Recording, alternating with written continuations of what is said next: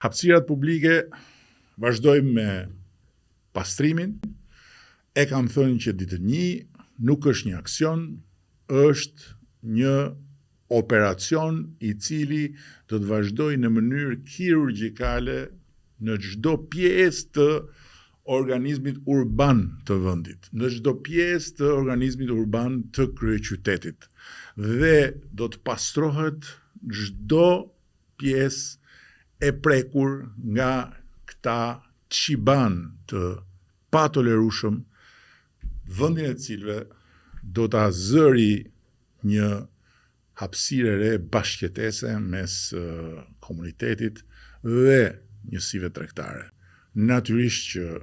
Tirana nuk është Teherani, kam thënë dhe herë të tjera, dhe ne nuk do t'i mbyllim brenda të gjithë ata që kanë shërbime